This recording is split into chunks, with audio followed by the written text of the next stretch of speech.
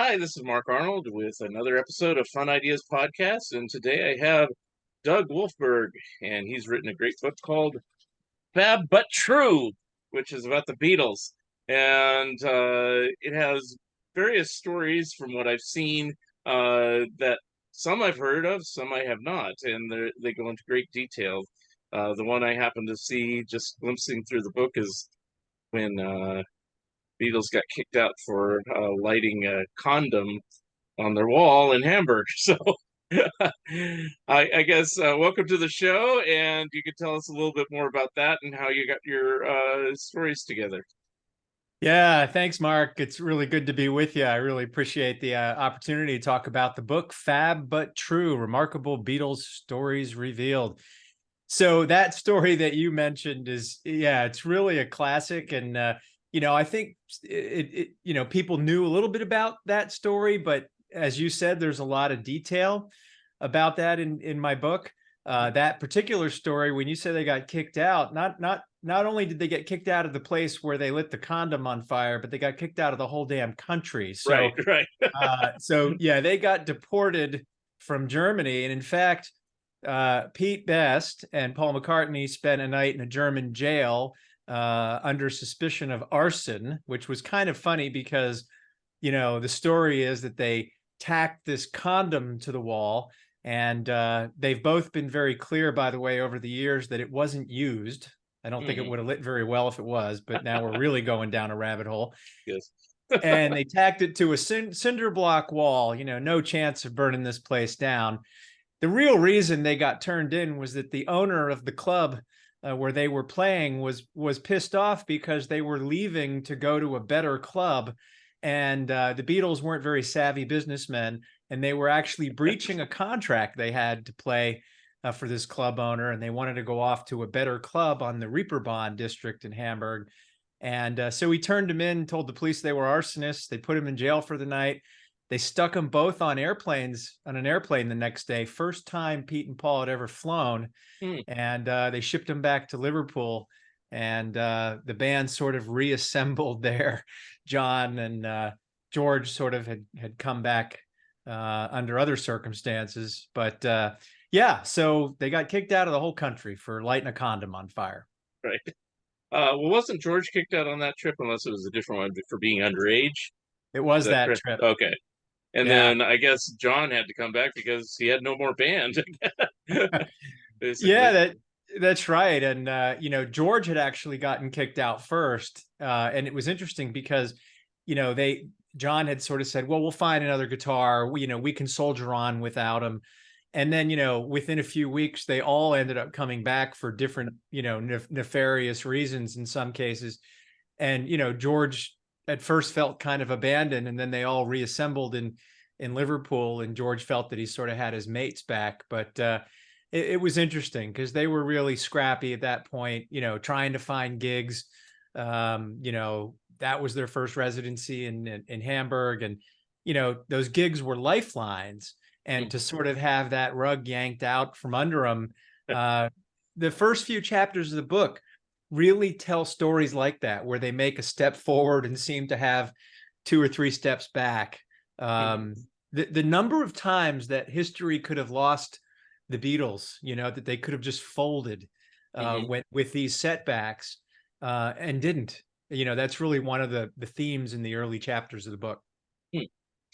Now, a book like this, if I was to undertake it, I would have difficulty deciding what stories to put in and what stories not to put in. So, Yeah. did you have any sort of criteria, or did you just say, "Hey, this one's neat. It has a condom in it. I'll put that," or whatever? I mean, it's like, what did you what made the cut? What didn't make the cut? What was your determining factor? Condom story was a no-brainer because it allows me to go on podcasts and say, let me tell you the story about the condom, right? But no, I think what really was what made the cut or didn't was that I'm a lifelong Beatle fan, right? I'm 57 years old. I've been, Beatle maniac since I was 10. So, you know, so for it was really for me just the stories that I thought were interesting, stories that I knew a little bit about and really wanted to sink my teeth into as a researcher. And I thought, being a Beatlemaniac, if I wanted to know more about these stories, these were the ones that I found interesting as a diehard Beatles fan, that chances are these were ones that others would find interesting too. So that was really just the criteria. It was very personal in that sense. And I kind of feel sort of representative of Beatle fans everywhere. We have that in common, so I felt if it was interesting to me, it would be interesting to others as well. And how many stories are in the book? 16. 16. And is it covering just their lifetime as a group, or does it have any that go on to through the solo years or anything like that? It does, yeah. It actually goes through the solo years, and there's stories about the formal dissolution of the Beatles. There's a story about the fact that the final documents dissolving the Beatles' legal partnership were signed at Disney World. Right. So there's a chapter that talks about how that all came to pass, and what led up to that. So the cool thing is, a lot of folks know, oh yeah, I heard that the documents were signed at Disney World. Well, how did that come to happen, right? What were the series of events that led to, the Beatles had a meeting, John blew it off, he decided to go to vacation in Florida, a courier tracked him down, handed him all the documents while he happened to be at a hotel at Disney World. So it just goes through, really, people know the basics, but how did it come to be? And then what were sort of the postscripts to each one of these stories. So it's not just the snapshot, but it's how we got there and what the consequences were in each of these chapters. So in the post-Beatle years, there's that story. There's the story about how John and Paul recorded one last time in a studio in the 1970s in LA, and how that impromptu session came about, what happened to the recordings, and that story is told. There's a tragic story about Mal Evans, and the fate that befell him. So some of these stories definitely occurred after the Beatles had broken up. So we go into the 90s, really, with litigation between Apple Corps, the Beatles company, and Apple Computer, and tell a pretty interesting story about how the roles of those two companies got reversed over the years. Apple Beatles was bigger than Apple Computer. And then, the balance of power really shifted to the point where the Apple Core trademark is now owned by Apple Computer. So the Right. Beatles use that term under license to Apple Computer. So talk about a role reversal. So yeah, some of those stories do go into the 70s and 80s and even into the 90s with that story. Now, on each story that you delved into, did you do any interviews, or did you just use other sources? And the second part of the question is, how did you know if your source was a credible source or just some sort of rumor? Yeah. Well, you know what they say about the 60s. If you can remember, you weren't there, right? So I did some of both. I did some interviews. Notably, I interviewed Rod Davis, who was one of the original Quarrymen, who was present at the Woolton Church fete, playing with the Quarrymen the day John and Paul met. That story is told in my book in the context of the song Eleanor Rigby. So I had the opportunity to talk with Rod Davis, which was really super cool. I had talked with a member of the Best family, with Pete's brother Rory. I got the opportunity to talk to Jeff Emmerich, the producer, before he passed away. Obviously, would have been a little hard to talk to him afterwards, but super nice guy. And I've met Ringo. Didn't get a chance to get into stories with him in detail. And yeah, so I did some interviews, and it's interesting because the recollection that folks have, and these interviews were all great, very accurate, but the principals involved don't always have the best recollection of the facts. You can sort of verify sources from other, public records, for example. The story about Mal Evans, for example, there's been lots of things that circulated on the internet. None of it made a lot of sense to me. So I got public records, from LA police, the LAPD, and really dug into some of those records. So combination, primary sources and archival material, public records were available. So really a combination of things. Sure as hell wasn't a Wikipedia job. There was a lot of deep digging. Right. Was there anything that in any story that you put in there, but you put in there with like a grain of salt? You thought this seems a little far fetched, but there's little corroboration here and there, so I'll put it in here, but keep in mind it might just be hearsay. Did you put anything like that in the book? Yeah, I that's a really good question, Mark. I think some of the stories, the whole goal of the book was to try to separate some of the hard ingrained myths, Right. from true facts, right? So yeah, I think some of that crept in, but I'm a lawyer by training. Oh. So I have that pain in the ass skepticism built in.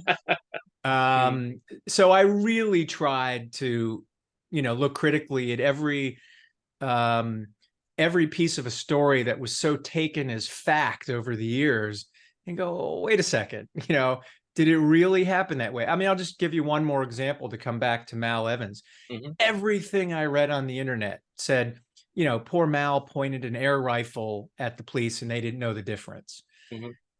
Well, according to the police reports, which I obtained as part of my research, there were not one but two firearms chambered with real ammunition, Ooh. one of which was in Mal's hands. Now, look, that's not to disparage Mal, and certainly that was I think a crisis of perhaps mental health, and it's a very sad story. And Mal certainly did not deserve the ending that befell him when he was shot by the LA police.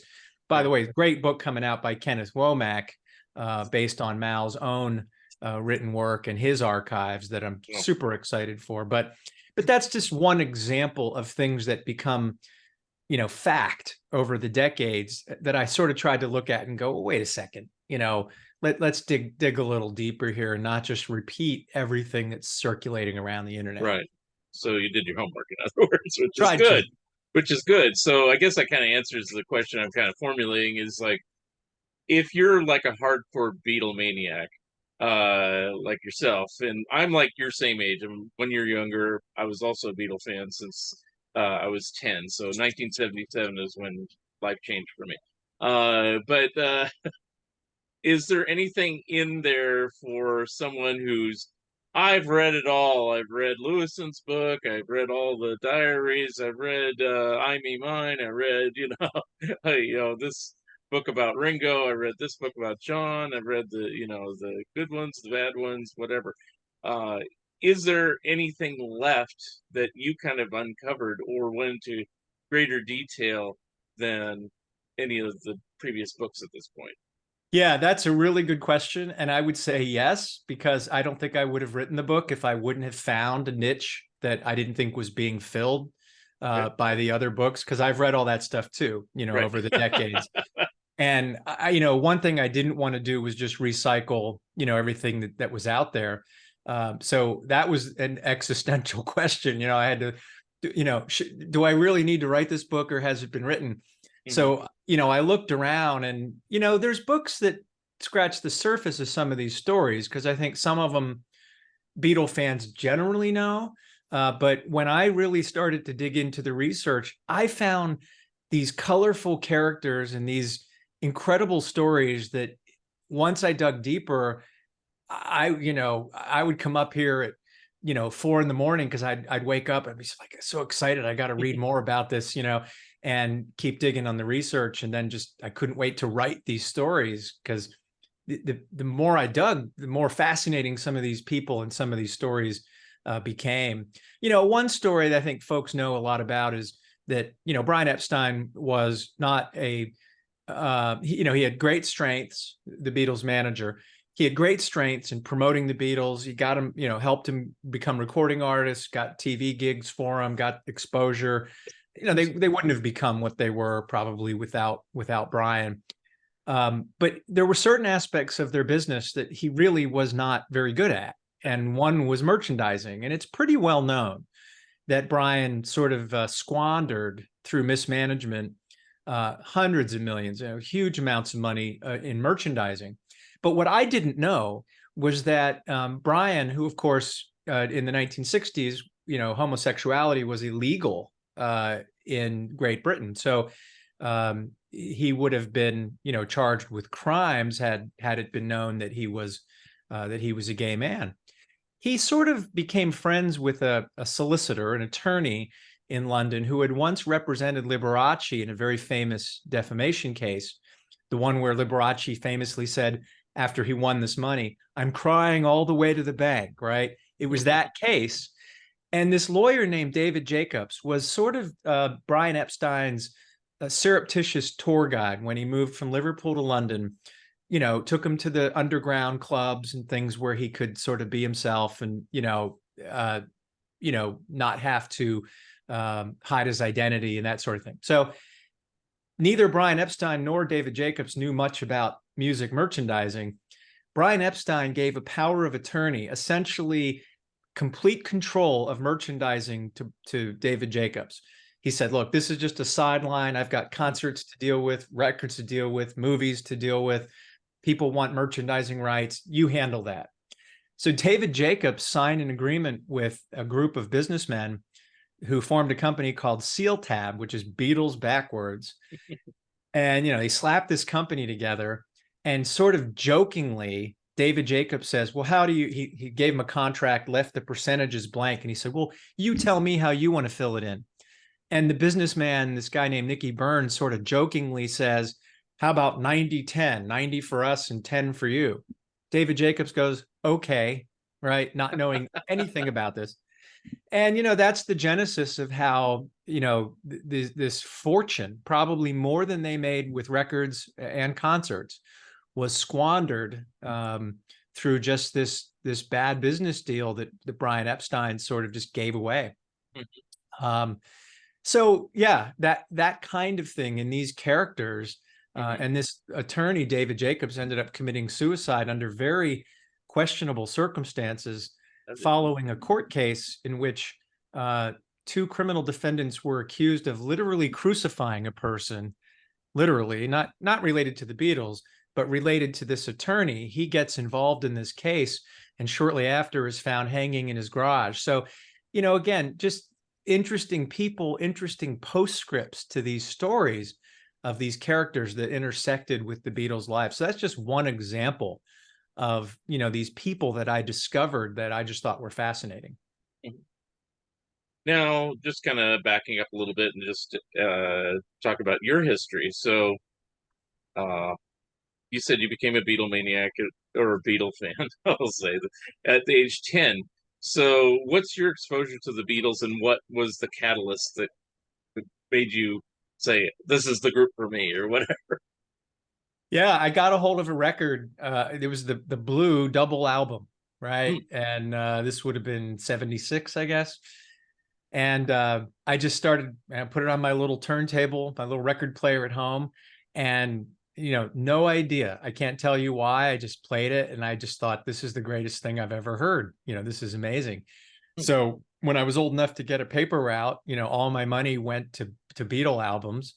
And, it was just, it just spoke to me. I mean, that music, just whatever it was, So I kind of went backwards. I started with the later stuff because it was the Blue album, the compilation that I first got, and then kind of went backwards, right? So it was an interesting, this was the 70s. So all the material had already been out, recorded, the whole body of work was done. Right. And I just kind of discovered it almost in reverse sequence then. I started late period, went early, in every era, every song, it just, it was a journey of discovery that every album and every track I got my hands on back then was better than the one before it. And I became a musician and spent a lot of hours standing in front of the mirror, trying to hold my tennis racket the way John Lennon would hold a guitar, Now, were you aware of the Beatles prior to the Blue Album, or was that just like a fluky thing? I just said, this looks interesting. These hairy guys, let's look at this. Yeah, I had a hard time believing when I was a kid that the picture on the Blue Album and the picture on the Red Album were the same people, you know. Yeah, yeah. But yeah, no, I can't, I don't really have recall a consciousness of the Beatles in the culture before getting my hands on that album. But then, I pestered my parents to buy me every magazine and every book and everything back then that I could get my hands on. And from that age, just started listening to everything, reading everything that I could. Mhm, And then once I guess I was 12 and I got a guitar, then it was trying to learn every Beatles song that there was. mhm. Were you also collecting the current releases, or were you just strictly a Beatles person? The you mean the solo stuff? Yeah, the solo stuff that was coming out in the 70s, 80s, beyond. Were you getting that, or I because there's some was. Beatles fans that are, I'm strictly the Beatles.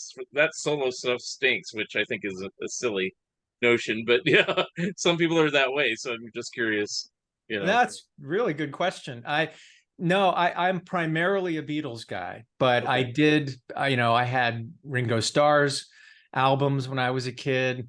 And then as I got a little bit older and started, making my own money from odd jobs, you can't, it's off camera, but right above me in the front of the camera is my original copy of Double Fantasy that I bought, 2 weeks before John Lennon was killed. So yeah, I was trying to keep up with the stuff, especially when I had a few dollars of my own money in my pocket, and I could buy albums with my own money. Yeah, and so yeah, a little bit of the solo stuff. I was into that, as well. But I'm primarily a Beatles guy, That's as a fine. group. Yeah. I was just curious because some people say never. On my own story, I became a Beatles fan first, and I was kind of aware of them earlier. Certainly knew of Yellow Submarine and stuff like that when I was really young.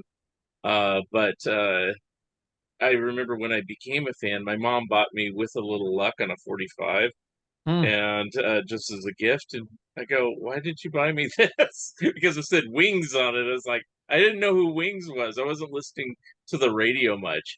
And she goes, well, look who wrote it, And I go, oh, McCartney. Oh, okay. And then I put it on the record player, and I go, oh, I know this song. It's like it didn't click that it was the same guy that also sang in the Beatles, until I heard it. And then I go, I've heard this song on the radio. I just really wasn't paying attention.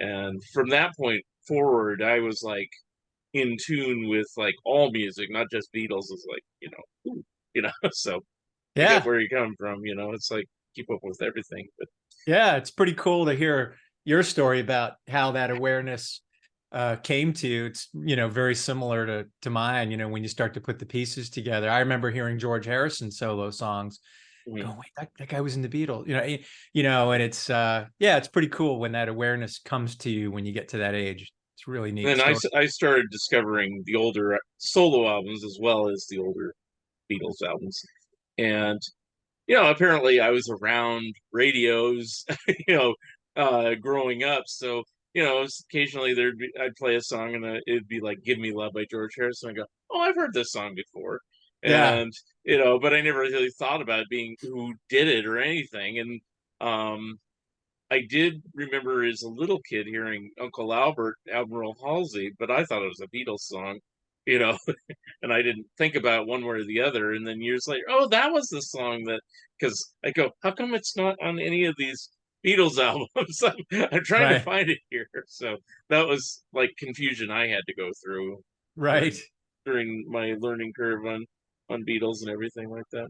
Sure. Um, one quick question about that last item you were talking about with all the merchandising and everything.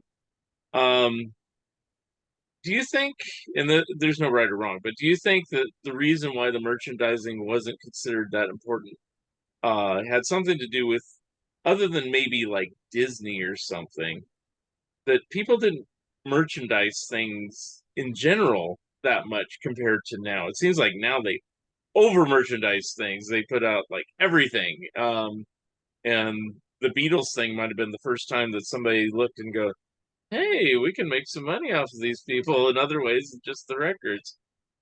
Yeah, that's a really great point. In fact, it's good of you to point that out because it is fair to Brian Epstein uh, and David Jacobs, I suppose, to say that this wasn't really a piece of the music business at that Yeah, time, right? I mean, the Beatles blazed so many trails. They accidentally blazed that one because of the sums that they ended up giving away. But yeah, you're absolutely right. I mean, it really wasn't until, I mean, there was some Elvis merchandising, a lot of which happened after his death, but yeah, Kiss was probably in the yeah, 70s, and I say that in my book. The first band, I think, probably to really fully exploit the opportunities in merchandising. yeah, So, you make a very good point, and I think, in fairness to Brian Epstein and to others involved in that, yeah, there really wasn't a business blueprint to yeah. make decisions at that time.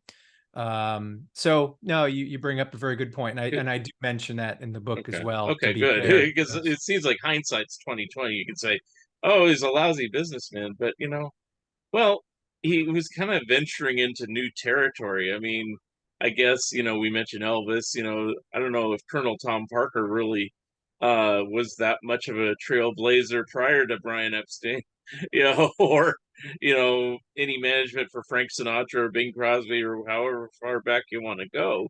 Uh, you're kind of just on your own, and I guess in the old days, the only way to merchandise, which all three of them did, was movies, and they did a little bit with the Beatles, but that was certainly more with those older stars. So Yeah, but another point though is I talk about this in the book in that chapter when the first check for the merchandising rights was presented to Brian Epstein. He looked at the amount and he said, "Okay, well, and he said this. He was talking to Nicky Byrne, who was the licensee who had gotten the rights for the merchandising, and he said, "Okay, well, thanks.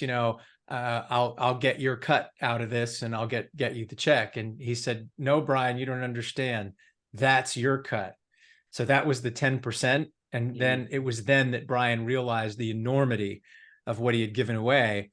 So even in his time, even though this was merchandising was kind of a new thing, the realization of what he had given away hit him pretty quickly.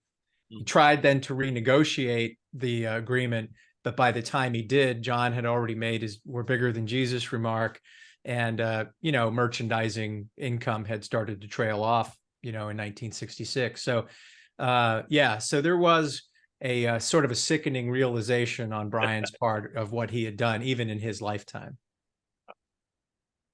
um, Now, you have 16 stories, and how many pages is the book? 200 and low 200s. Okay, Let's okay, that's 208, decent, 208. decent, decent amount. And photos and images and things like that too, or a Yeah, little bit? Okay, tons and tons of. There's over 80 illustrations in the book. okay. Some, folks have seen. Some I took specifically for the book. Oh, cool. Some I obtained, rights and licensing for. Mhm. Yeah, so pretty richly illustrated. It's not just the 4 pages in the middle of the book, that have the pictures. It's throughout each Right, chapter. I just like seeing those pictures in context of the stories. So right. they're throughout the book. Now, was there any stories that you were researching that you were considering for the book, and because you couldn't find enough information on it, or kind of went to a dead end, you just pulled it, or Yeah, actually, there was one that I found too much for, and so one story I think for a sequel, if there is one, would be the like how Michael Jackson came to acquire for a time the Beatles publishing. And Paul McCartney has told versions of that story over the years. And but like all the stories that I tell, there's a long sequence that gets to that point. How did the Beatles publishing rights even come to hit the market, right? right, Why were they originally given up, by Dick James, and how do we get to that point where Michael Jackson can buy or invest in that catalog. So that was one story that I ended up not putting in the book, but I've already got a list of ideas and topics for a sequel if it comes to that. That story actually seems like it could actually be enough for a book on itself. Since you are talking about going back to the Dick James era and everything like that. I was just, when you said Michael Jackson, I was just thinking of the little era where, Paul likes to say, he says, "I'm gonna buy your hits," Yeah, right, right, right. whether that's exactly true or not, that's the story. And then he ends up doing it, which would be kind of a short story with it. But in the context of the whole Beatles thing, just how, you know, it'd be interesting to see a book, just the whole coverage of how they always were not quite owning everything that they were working on, which is a little bit sad. Yeah, that's right. And in fact, it's a very perceptive point you're making. And I talk about this in the context of one of the chapters about how the Beatles rejected the first song that they were sort of instructed to record for their first single, which was "How Do You Do It?" And so I tell the story about how the Beatles, who had not had any hits yet, right, weren't yet recording artists, kind of, the undersized Beatles made this outsized stand to really stand up for their own music and record "Love Me Do," which became their first single.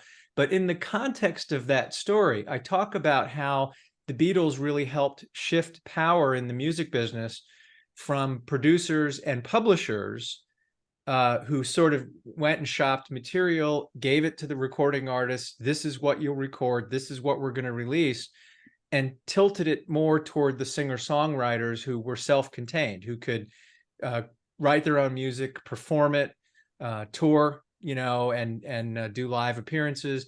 Really could do all of that. And in the book, I also talk about, and I can't take credit for this. One of the sources was, of course, Mark Lewinson's research, and he tells the story brilliantly about how the conventional wisdom is that George Martin heard something magical in these scruffy Beatles from Liverpool and took a chance and signed them to Parlophone. And in reality, the Beatles were sort of foisted on George Martin by publishers who had really were the original ones to see the potential in the Lennon and McCartney songwriting, and they wanted EMI to sign the Beatles so these songs that these songwriters, Lennon and McCartney, were writing could have an outlet and that they could capitalize on the publishing. So it was actually an EMI subsidiary called Ardmore and Beechwood that was a publishing company that put the pressure on EMI to sign the Beatles. So behind the scenes, it was really a publishing coup that got the Beatles signed to EMI.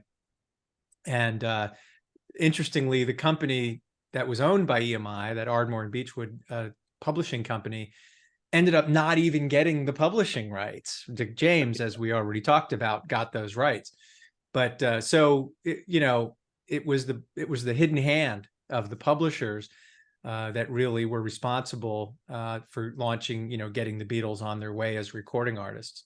But in that chapter, I do talk about how, that hit became a hit. How Do You Do It? Was presented to the Beatles. They were sort of ordered to record it. They rejected it, which was just a huge stand, and went on their way to be, writing and recording their own material, which ultimately was released. So it's pretty cool stuff. Now, what was I going to ask?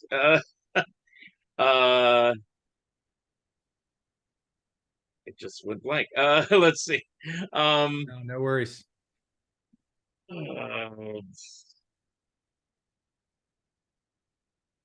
I can, while you're gathering your thoughts, I could. Yeah, let's do that because I could. there's I get a lot of thoughts and then something clicks in my head. So go ahead.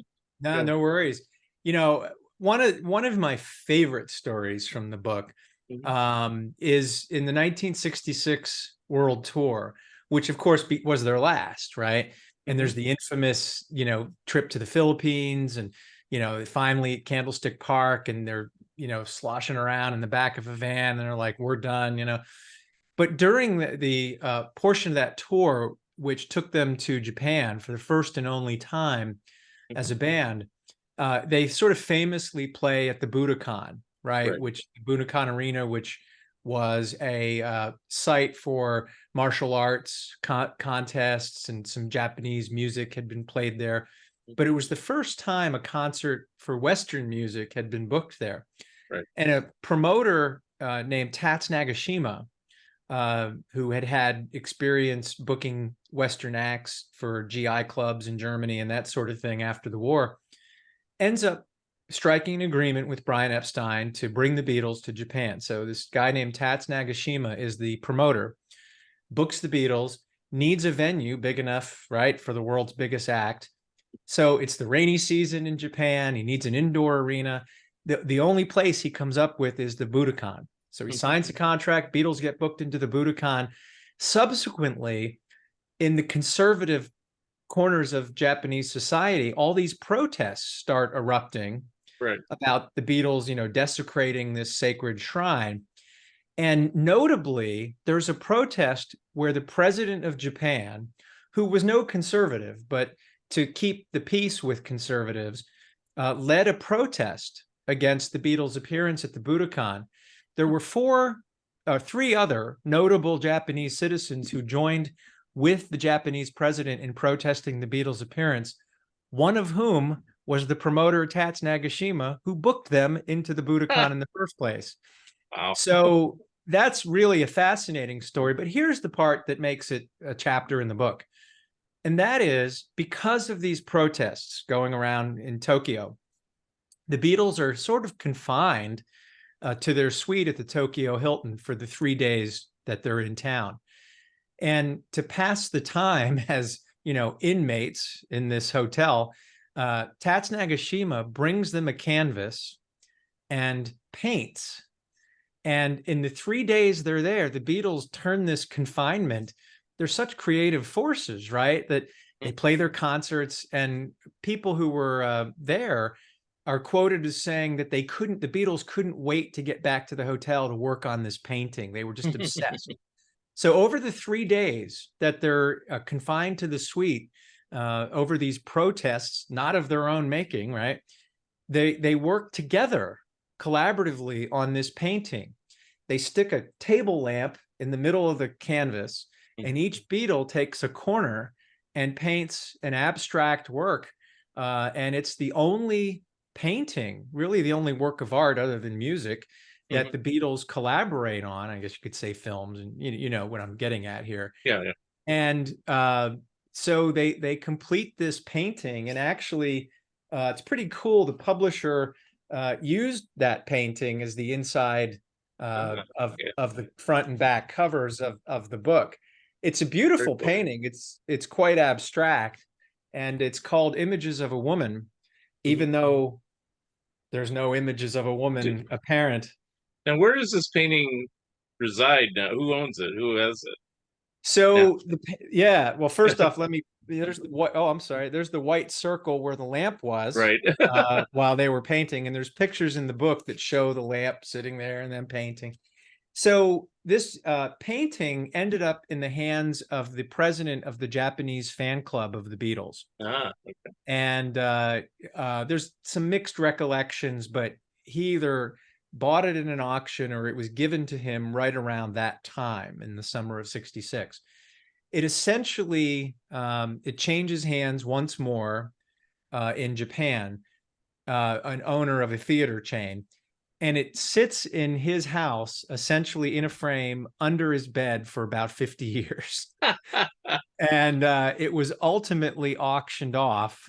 And the owner of it is anonymous, but it was auctioned off. I want to say it was in the 90s, maybe even the early 2000s. It was less than $200,000. And I think if this piece came to market today, I'm guessing it would be a 7-figure auction. Probably. I was just wondering if one of the Beatles managed to take it, but apparently not. Uh, No, they didn't. And yeah, it's interesting because John was a trained artist. Of course, he had gone to art college for a time.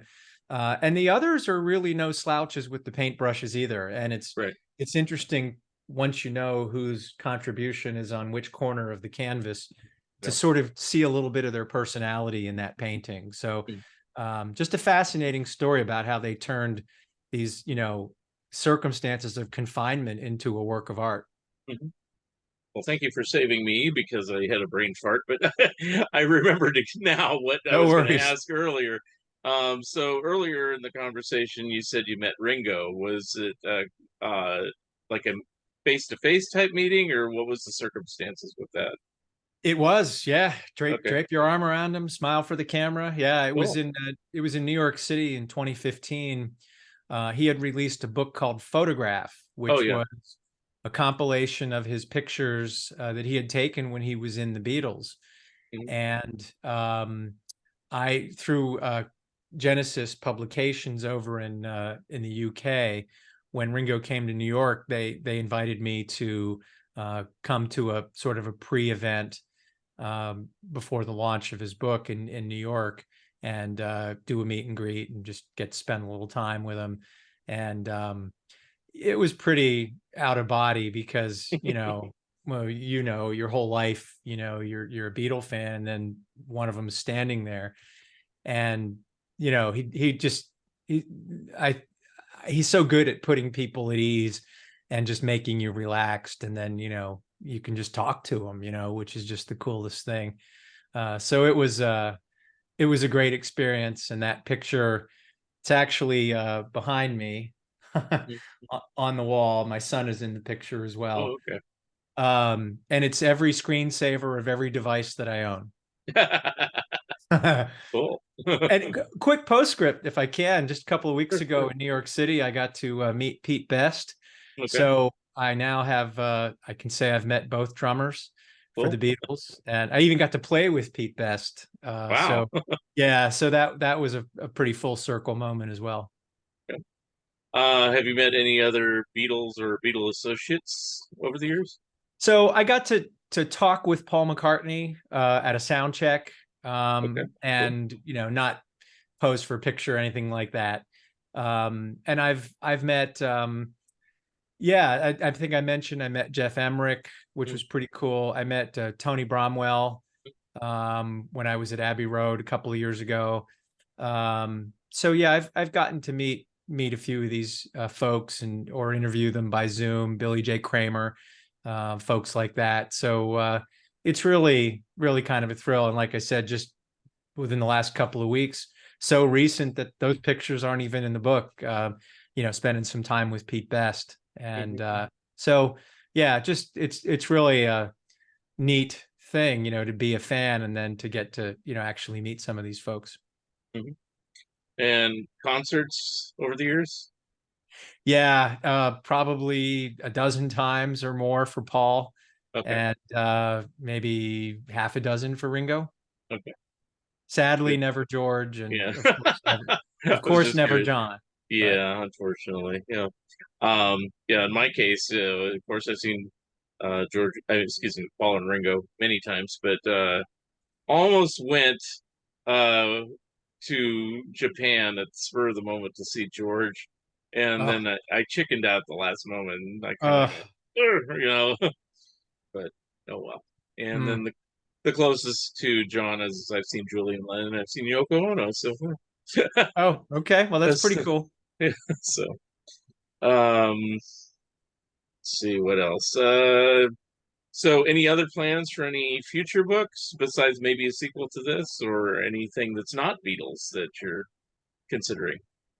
Yeah, well, interestingly, I've given some thought to some other topics to write about. Some are non-Beatles related, but I think in terms of the Beatles, one other topic that I've seen some coverage on. Again, I think the key is if you're going to write something, contribute something, to the Right. body of knowledge. Just don't recycle stories, and that was very important to me in writing Fab But True. One of the other things that I've seen some writing on, but not a comprehensive treatment, is really it fascinates me to think about the interpersonal relationships of each Beatle individually with with each other Beatle, right? And there's been tantalizing breadcrumbs of a trail about that, the interpersonal dynamics, almost the psychology of how they related to each other, because we as fans see them as the Beatles, right? But how did they see each other? Paul has said over the years that he tended to see George because he knew him as a younger kid, right? When Hmm. you're 15 and somebody's 14 or 13, you see them differently, right? Right. And you tend to carry those stereotypes through. He's just a kid, right? And you can see in the later years how Paul sometimes treated George a little dismissively, and the famous scene in Let It Be, the blow up about how he was playing a part. um, I think some of that carries through to when they were kids, right? Right. They all looked up to John, so there's that psychodynamic. um, Ringo is sort of the non-threatening one, who each person kind of relates to as a common denominator, I think. So that subject of really diving in through interviews, and that would all be archival stuff, of course. Right.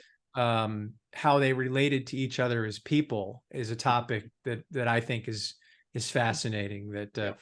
And I guess one other, and I'm giving away all my damn book ideas, but being a Copyright. lawyer, I've always been a little interested too in some of the litigation surrounding the Beatles. I know there's been some writing about that, Yeah. but I think there's still some room for some more scholarship and research around that piece. So those are a few things that are kicking around. Yeah. Well, I'm always fascinated when somebody does, and maybe it's a lawyer thing because Bruce Spicer does the same thing, and he's a lawyer too.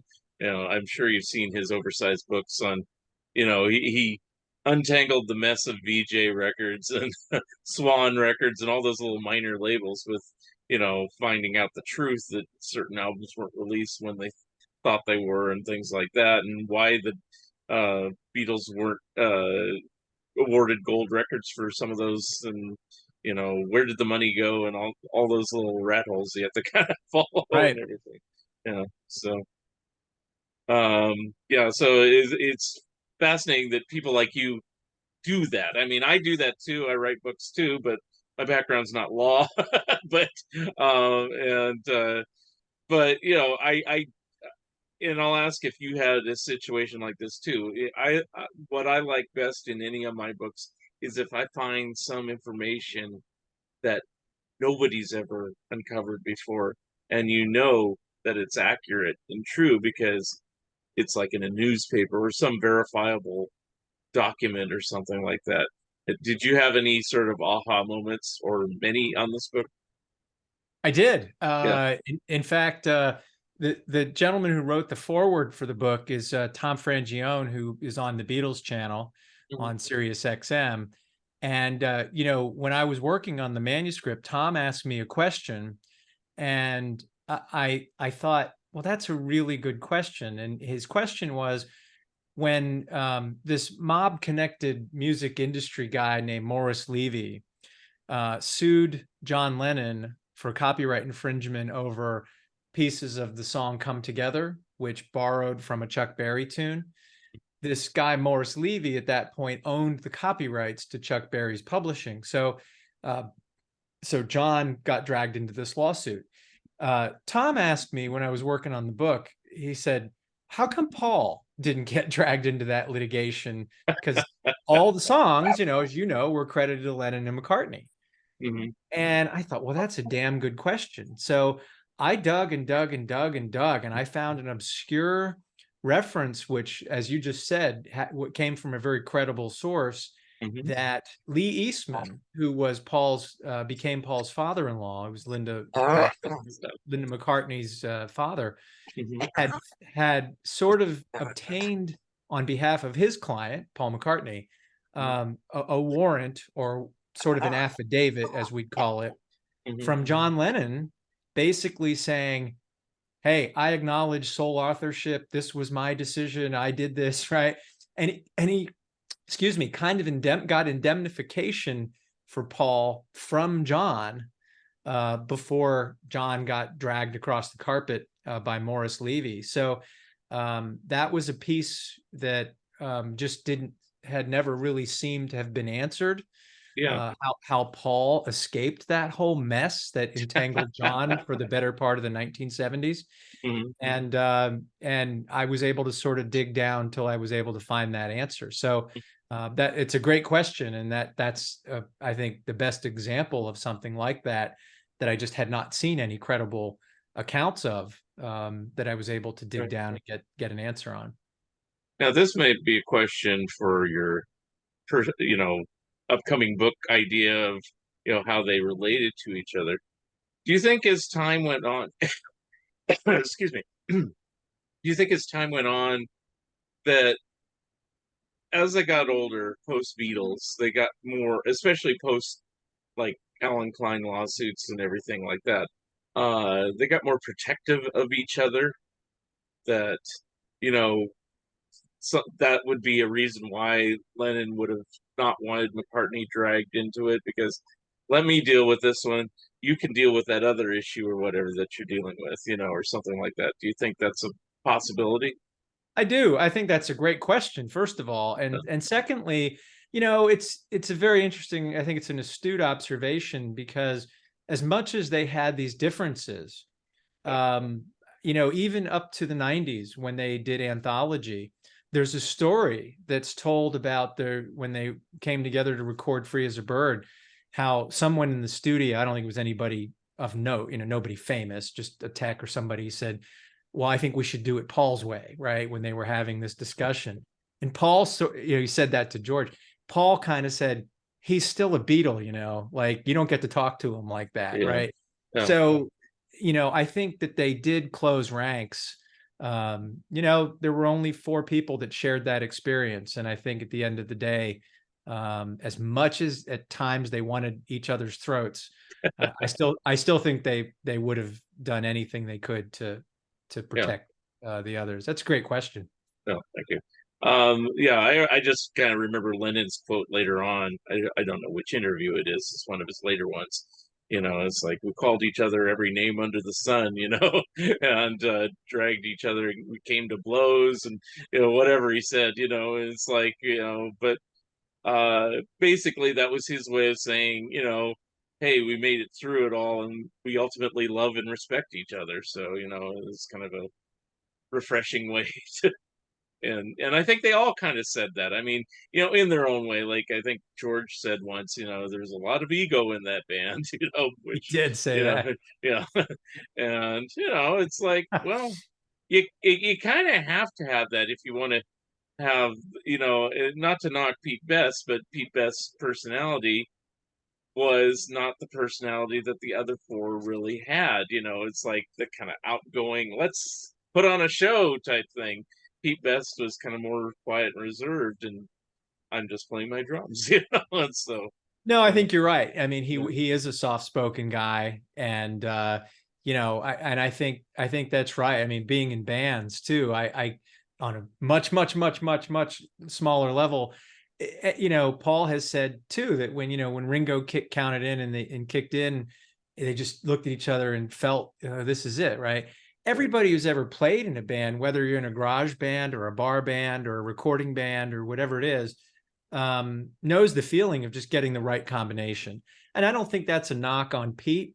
I think it's just sometimes people gel musically and personally, and sometimes they don't. And I don't make much more of it than that as to why, it ended up with John, Paul, George, and Ringo yeah, instead of John, Paul, George, and Pete. But yeah, I think it's a great observation. And talking about the interviews that you were mentioning, I love watching those interviews, and I really like the ones where, a lot of them, they have this hard exterior. They're guarded, because they've been asked these questions a million times, and what's the interview trying to get at? But sometimes they let their guards down and they show, but John did that particularly with Elliot Mintz, I yeah, think, in some of his interviews. Um, George did it a few times, but that's when you really saw how they cared for each other. John would say, look, some of that stuff's in the past now. And if it happens, if we get together, I'll enjoy it, Yeah. and it was nice to see that. You only just, makes you long even more for wishing that could have come to pass. Yeah. I always thought, if Lennon only lived 10 more years, of course he couldn't control how he left, but I do believe sometime in the 80s they would have gotten together at least once, probably for Live Aid, if not something else, Ugh, you know. But it's all speculation, of course. But yeah. it just seems like, and certainly by the time that they did do the anthology, they would have eventually done that because it was in the planning. And I know, I don't know if you talk about this in the book, but there's like sworn testimony on the Beatlemania case where Lennon says, "Yeah, we do plan to do some more recording or something together at some point." He didn't say what, but it's like you read that and you go, what could have been? Yeah, I've Uh, read about that, and uh, I don't know that there's a lot of evidence that they were really going to do that wasn't yeah, anything more than just testimony, yeah, to prevail in the Beatlemania case. But yeah, and when John and Paul did that last session in LA in '74 together during John's Lost Weekend, which produced very unlistenable music.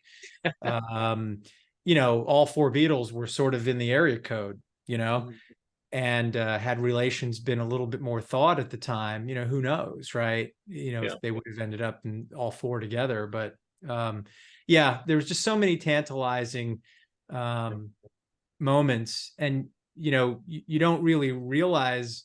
I think Dr. Seuss first said you don't realize the most significant moments of of your life while they're happening, right? It's yeah, not yeah, yeah, till later on.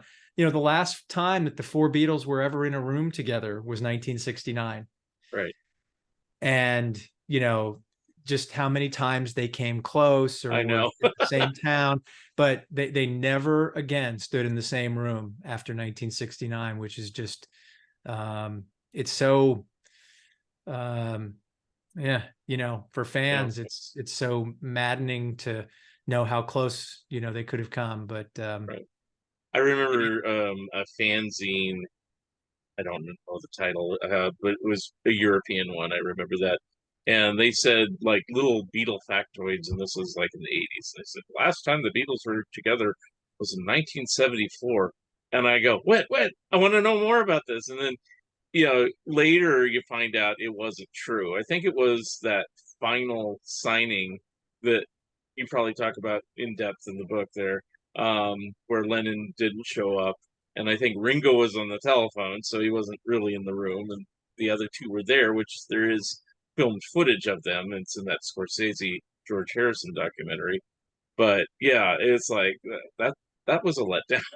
It really wasn't there. yeah, Yeah, right. It's clickbait, or you see the headlines or whatever. But yeah, yeah, right. I mean, there were times other than that meeting at the Plaza Hotel in '74 when they actually came closer to the four of them being together than that one. Because you're right, Ringo was in the UK. He was on the phone, yeah. but John was just across Central Park, or just up Central Park. So yeah, um, It it's interesting. I don't know if you ever thought about it too hard or delved into it. The times post breakup where three of them got together, and you just think, oh, was this intentional, or did it just a fluke that the fourth person couldn't be there or whatever? Like the "I'm the Greatest" sessions for Ringo, or the wedding of Eric Clapton and Patty Boyd. It's like different ones. Like that. You're like, so close. Why not? Anyway, right. Yeah, there were a few near misses, and I think the one in LA was probably the one that history really misses the most, because that could have happened in a studio. yeah, And but yeah, there were ones in New York, there were ones in LA, and so tantalizing.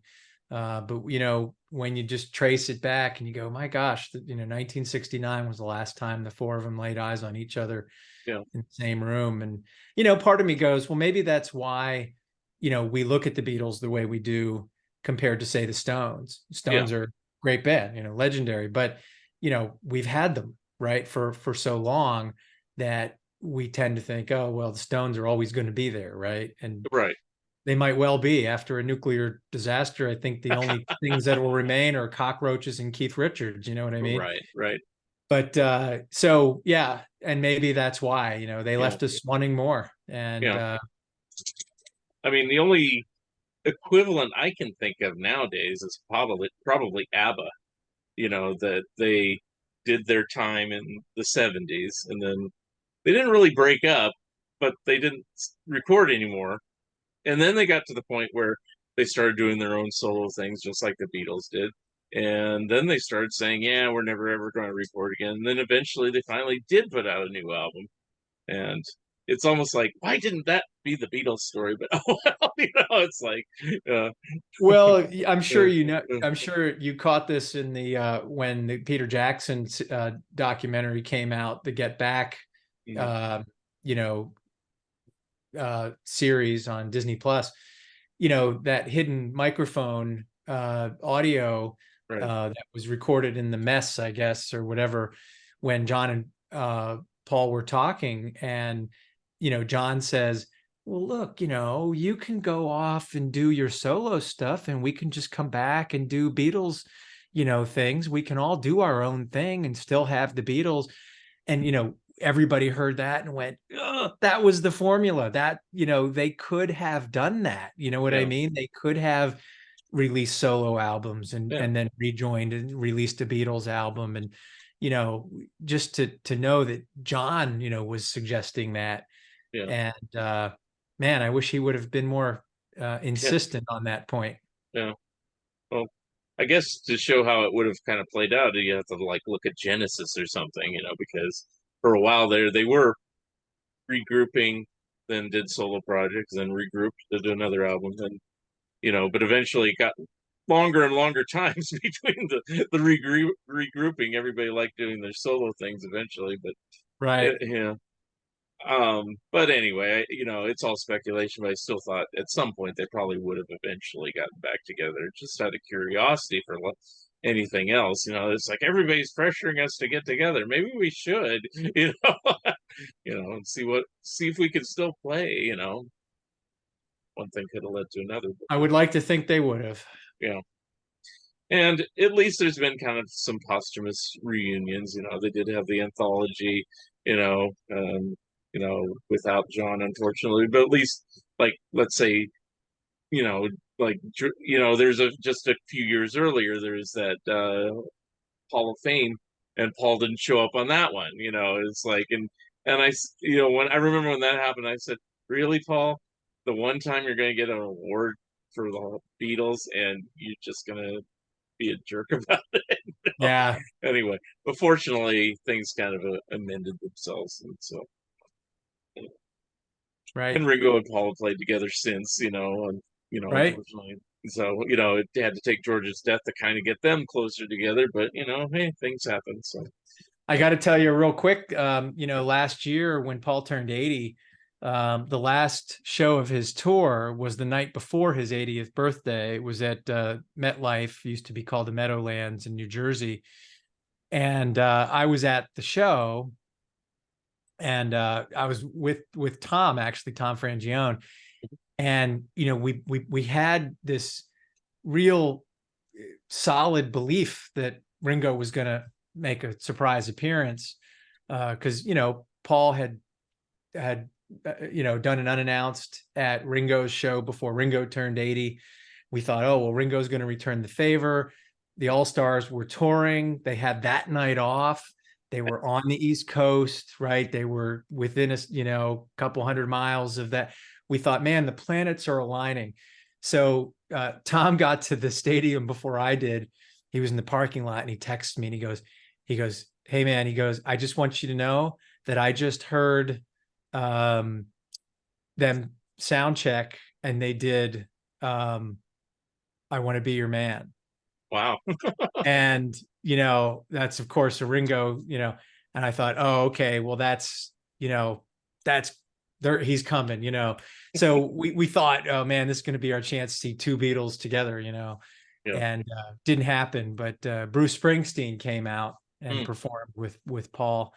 And then Bon Jovi came out and did a little guest appearance. So, I mean, I'm not saying it, that sucked, Yeah. but when our expectation was, that there would be Right. two Beatles that night, man, we thought that was going to happen, but sadly it didn't. Did he end up playing "I Want to Be Your Man"? He did with Oh, that was what Bruce sat in on. oh, okay. Maybe Yeah. Ringo was supposed to show up. It's like he can't show up. All right, Bruce, come on.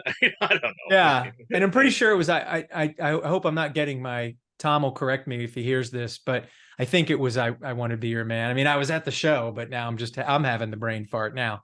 But I think that's the song that they sound checked, and I think that's the one that Bruce joined him on. Well, I'm sure it was definitely something associated with Ringo to make you think that it was Ringo. It wouldn't Right. have been something off the wall like, say, Imagine or something. Yeah. Exactly. Anyway, Exactly. let's see.